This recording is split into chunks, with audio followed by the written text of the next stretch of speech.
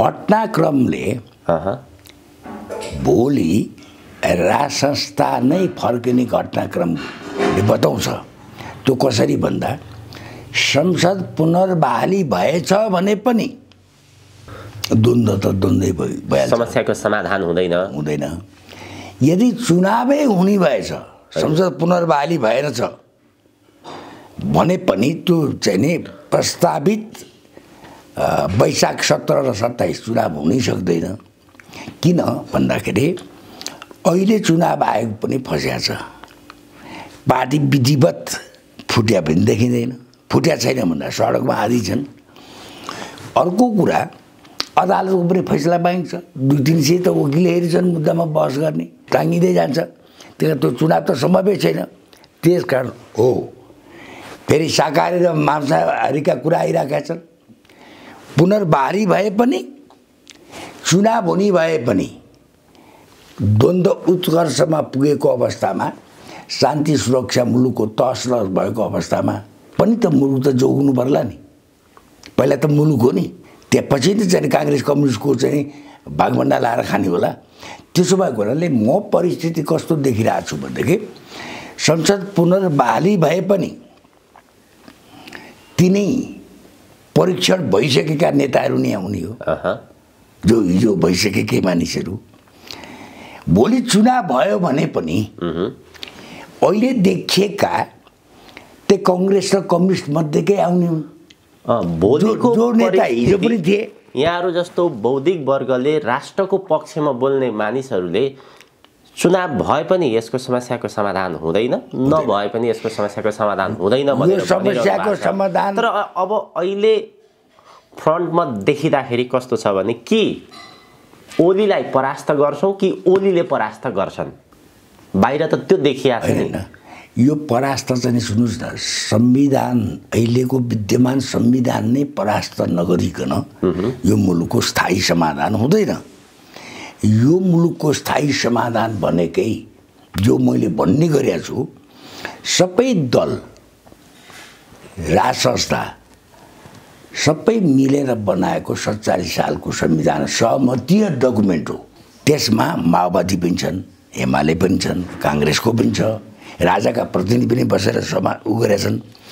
त्यसो भएको हुनाले अहिलेको निकास भनेको राज संस्था सहितको 47 सालको संविधान बहाली गर्नु हो, जसमा कुनै दलले पनि मेरो ओनरसिप छैन भन्न पाउँदैन। सबै बसेर बनाएको। त्यसो हो भने माधव प्रचण्ड समूह कहाँनिर उभिएको हो त? किनभने उनीहरूको भनाइ हेर्ने भने नेपालमा 3 करोड जनताले दरबारलाई फालेको, दरबारलाई पाखा लगाइदिएको। अब त्यो असम्भव छ।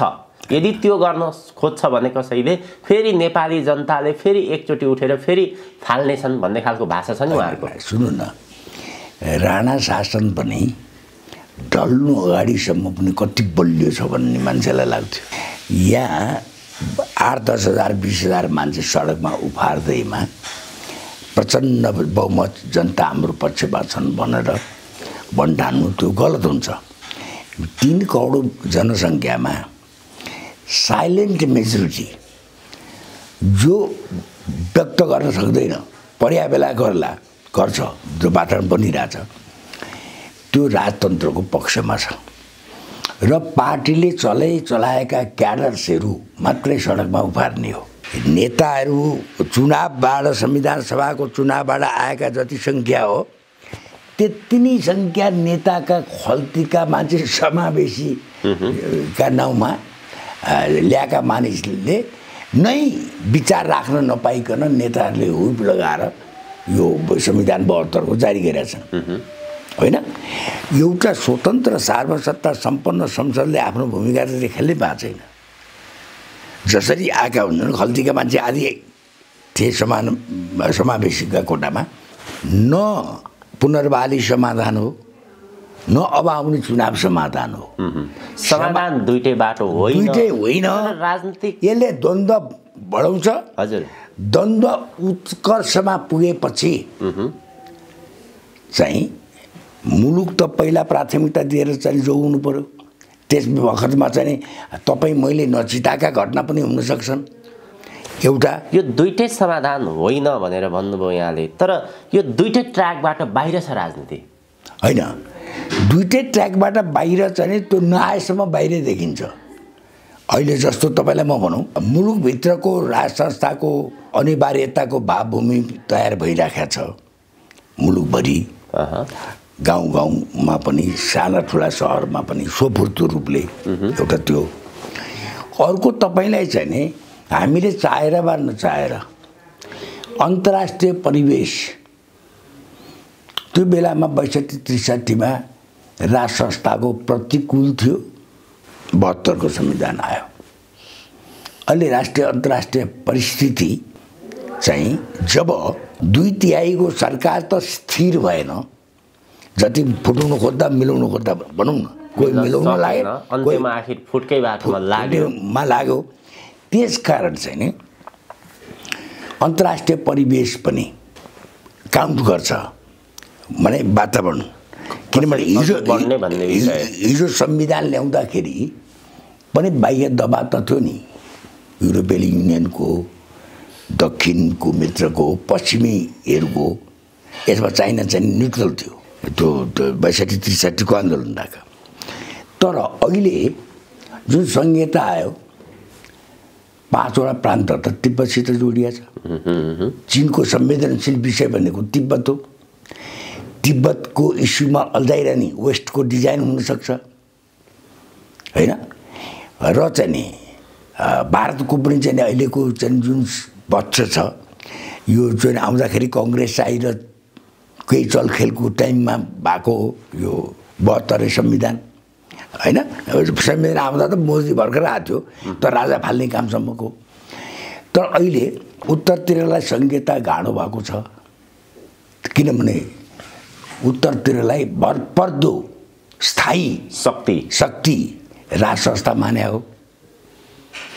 जस्तो राजा महेन्द्रको टाइममा पनि उत्तरको चाहिँ राम्रो सम्बन्ध हो। राजा वीरेन्द्रको टाइममा पनि तिब्बती कम्पालीहरूलाई चाहिँ 32 सालमा दमन गरेकै हो होइन। अब राजा ज्ञानेन्द्रले पनि उत्तरलाई के कुरामा लगाइरहेको छ भनेदेखि सार्कमा पर्यवेक्षकका रूपमा राख्नु पर्यो भन्दाखेरि राज संस्था गएको छ भने बङ्गलादेशमा। यहाँले सङ्केत गर्न खोज्नु भएको होइन, मैले भन्न खोजेको भने निर्णायक त नेपाली नै हुनुपर्छ, तर इमिडिएट छिमेकीहरूको चाहिँ नि सद्भाव त अब आवश्यक पर्छ। मलाई लाग्छ म मोदी, तपाईँलाई मैले बारम्बार भनिरहेको गइरहेको छु, मोदी वा सी जिनपिङ म कोही चिन्दिनँ, तर एउटा राजनीतिक विश्लेषणका आधारमा चाहिँ एउटा स्थायित्वको हेड अफ द स्टेट चाहिने रहेछ। कुनै पनि दलको राष्ट्रपति जो हुन्छ त्यो अभिभावकीय भूमिका खेल्न सक्दो रहन्छ। एउटा मुलुकका प्रति राष्ट्रियता प्रतिको कमिटमेन्ट राजाको जति बलियो हुन्छ अरू दलको हुँदो रहन्छ भन्ने पनि देखियो। राजाको आफ्नै निहित स्वार्थले पनि राष्ट्रवादी हुन कर लाग्छ, मुलुकै नरहे कहाँ राजा हुने। भनेपछि यहाँले सङ्केत गर्न खोज्नु भएको नेकपा फुट विवादको प्रमुख कारण भनेको उत्तर, दक्षिण र पश्चिमको प्रभाव। त्यो प्रभाव त छँदैछ, तर जति बाहिर हामी मिल्दाखेरि बाहिरको प्रभावले पनि काम गर्दो त रहन्छ नि। एउटा करण सिंहजी आउनुभयो 63 साल वैशाख 7 गते, 8 गते राजाबाट घोषणा भयो, सबै मुलुकले समर्थन गरे। तर 7 दल नमान्दाखेरि 11 गते राजाले फेरि घोषणा गर्नु पर्यो। त्यस्तै अर्को उदाहरण, यद्यपि म सहमत छैन यो संहिताको संविधानको। अहिलेका चाहिने परराष्ट्र मन्त्री भारतबाट प्रधानमन्त्रीको विशेष दूत भएर आउनुभयो, त्यो विशेष सचिव परराष्ट्र सचिव हुनुहुन्थ्यो एस जयशङ्कर। तर यी 3 दल, मुख्य 3 दलले त्यो मानेन, संविधान जारी भयो। त्यसकारण हामी फुट्यौँ भने बाहिरियाले खेल्न पाउँछ। हामी नफुट्दा त यो 2टा उदाहरण त चाहिँ केही चलो त बाहिरिएको होइन। करण सिंह आउँदाखेरि पनि केही चलेन, जयशङ्कर आउँदा पनि केही चलेन। यदि हामी फुट्छौँ भने यसलाई खेल्न चाहिँ कसरी बुझ्ने? जस्तै अहिले नेकपा भित्रको जो विवाद देखिया छ, नेपालको राजनीतिको आन्तरिक विवाद र बाह्य शक्तिहरूको हस्तक्षेपको कारण भनेको राजतन्त्रवादी र गणतन्त्रवादी बीचको टकराव हो यो। यस, अहिले एक थरी गणतन्त्रवादी छन् हैन, त्यो नि अहिलेको चाहिँ सबै प्रिभेल गरेको छ। स्थानीय सरकार छ, प्रादेशिक सरकार छ, के छ गर्दाखेरि त गणतन्त्रमय छ नि त। तर ल्याउन त ल्याए, तर गरी खान सकेका छन्। संहिताको चाहिँ ती चिफ मिनिस्टरहरू हामीलाई जोकर बनाएको, किनभने कि सेन्ट्रलमै अधिकार छ दिन चाहँदैन र कि गाउँ तहमै छ अधिकार छ, त बिचको चाहिँ हामीलाई जोकर बनाएको भनिरहेछन्। त्यसकारण यो घोषणा गर्न मात्रै विधिवत बाँकी हो। यो संहिता त त्यसै उसै असफल भइसकेको छ। त्यसो भएको हुनाले मूल चुरो कुरा के हो भने कसैले कसैलाई कुनै शक्ति ताकतलाई निषेधको राजनीति गर्नुहुन्न।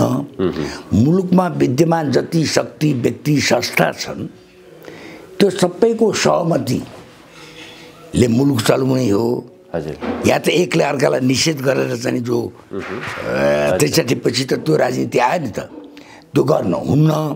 त्यसकारण चाहिँ जबरजस्ती गरेको चिजमा कटुता रहन्छ। सबै थरीको सहमतिले मुलुक चलाउने कुरामा चाहिँ कटुता रहँदैन। सबैको मेरो पनि ओनरसिप छ, मेरो पनि सहभागिता छ भने हुन्छ। अहिले मूलभूत कुरा राष्ट्र नै सङ्कटमा परिसक्यो। अहिले यो दल, यो फलानु, यो गणतन्त्र, यो फलानु भन्दा गौर कुरा भइसक्यो। यत्रो गणतन्त्र आएर ६३ पछिको यत्रा वर्ष के पायो त? लक्षित जनसमूहमा के पायो? बेरोजगारले के पायो? यत्रो कोरोना महामारीमा उपचारको के पायो? त्यसका जीवनस्तर चाहिँ दुनियाँ सपना बाँडेर चाहिँ नि चुनाव ओलीजीले करामत गरेर जित्नुभयो।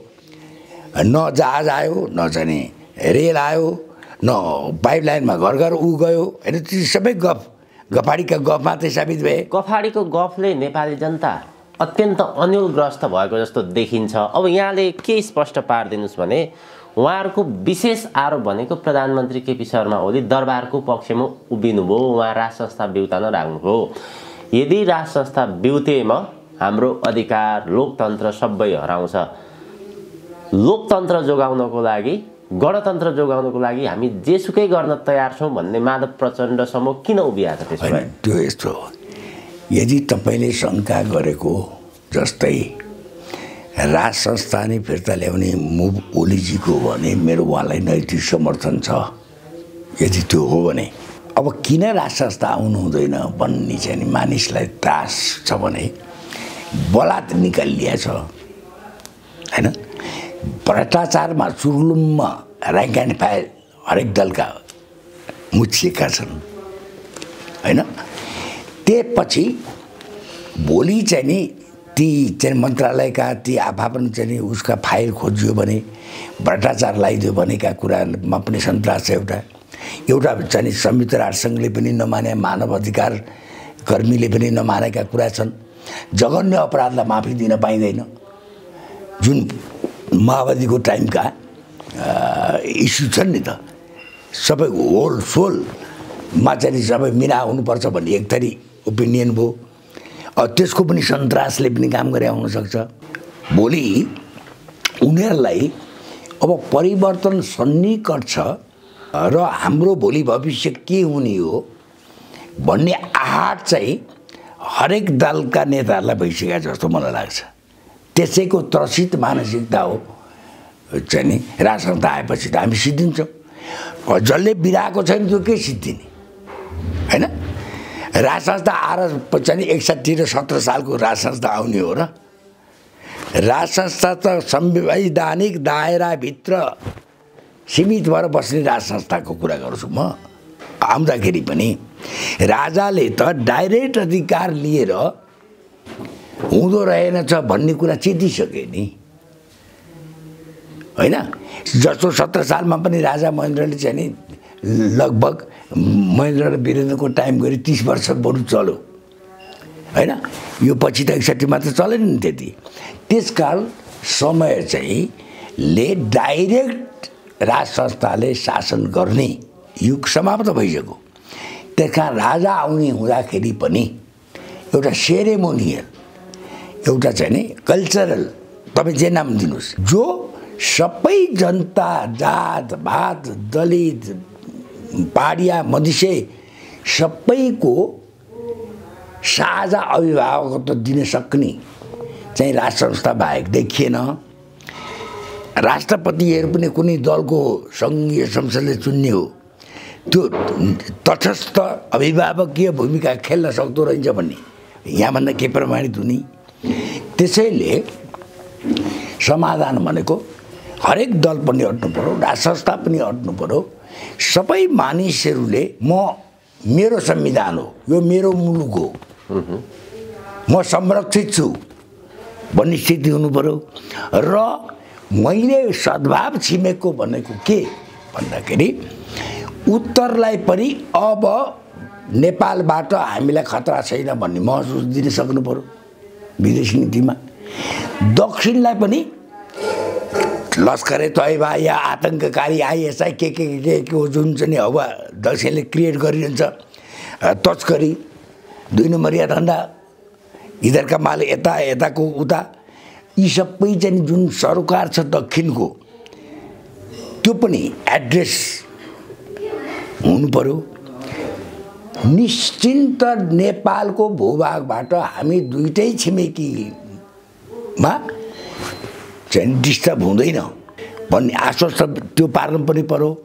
अहिले हामी त कुटनीतिमा नि यति असफल भइसक्यौँ, कहिले दक्षिणतिर पोखिया हुन्छौँ, कहिले उत्तरतिर लागेका हुन्छौँ होइन। एउटा पेन्डुलम जस्तो स्थिति आयो। एउटा विदेश नीति जस्तो कुरामा, राष्ट्रिय हितको जस्तो कुरामा सबै दलको एउटा राष्ट्रिय सहमतिका खास एजेन्डा तयार पार्नुपर्छ। जस्तो भारतमा भन्नुहोस्, अमेरिकामा भन्नुहोस्, विदेश नीति अहिले जोन बाइडेन आए, ट्रम्पको जस्तै इन्डो पेसिफिक एमसिसी के चेन्ज हुन्छ र हुँदैन। कङ्ग्रेस आएको हेर्ने फरेन पोलिसी र मोदीकोमा तात्विक फरक छैन, खालि यो हिन्दू राष्ट्र र नराष्ट्रको कुरामा केही फरक होला। त्यसकारण राष्ट्रिय स्वार्थका मुद्दाहरूमा हामीले एउटा खाका कोरिकन सबै परस्पर नमिल्ने दलहरूले पनि मिल्ने बुझा के हो त राष्ट्रिय हितको कुरा। अहिले तपाईँलाई राष्ट्रिय हितले विवेक भावनामा बग्ने कुरा होइन, सबभन्दा प्राथमिकता दिने चिज हो मुलुक राष्ट्रको हित केमा छ। वाद सिद्धान्त त गौड भइसक्यो अहिले। जस्तो चीनमा कम्युनिस्ट शासन छ होइन, तर त्यहाँका जनतालाई बोल्न नदिएर राजनीतिक अधिकार नदिए पनि जीवनस्तर उकास्ने, लाउन खान बन्दोबस्त बाँध्यो भने त्यो सिस्टमसित हामीलाई के लिँदैन पर्यो। कहीँ प्रजातान्त्रिक व्यवस्था छन्, कहीँ गणतान्त्रिक छन्, कहीँ राजतन्त्रात्मक व्यवस्था छन्। त्यसकारण चाहिँ नि एउटा के भनेदेखि अहिले नेपालमा एउटा भूत सवार के भएको छ भने, जसले राष्ट्रियताको र राष्ट्र संस्थाको कुरा गर्यो भने अहिलेका काङ्ग्रेस कम्युनिस्टलाई यो त प्रतिगामी भयो। यो प्रतिगामी विचार हो, असम्भव छ त्यो होइन। प्रतिगामी भन्छन् होइन, राज संस्था हुँदैमा प्रतिगामी हुन्छ भने जापानी सबभन्दा प्रतिगामी हो। कहाँ पुगेको छ? बेलायत सबभन्दा प्रतिगामी हो, बेलायत कहाँ पुगेको छ?